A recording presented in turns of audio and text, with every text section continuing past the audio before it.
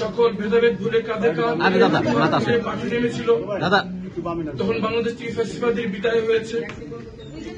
আমি মুক্ত হয়েছি আয়নাঘর থেকে এবং বাংলাদেশ ফিরে পেয়েছে তাদের দ্বিতীয় স্বাধীনতা।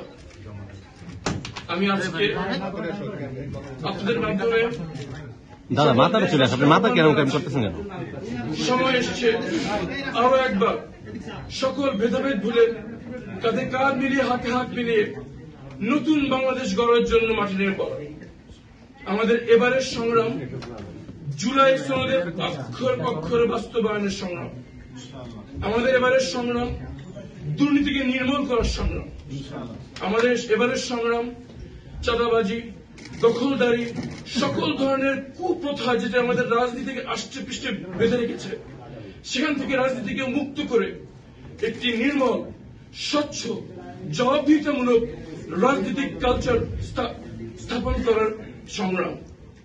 আমি আপনাদের মাধ্যমে সারা দেশবাসীকে, বিশেষ করে তরুণ সমাজদেরকে আহ্বান জানাবো, আর বসে থাকার সময় নেই।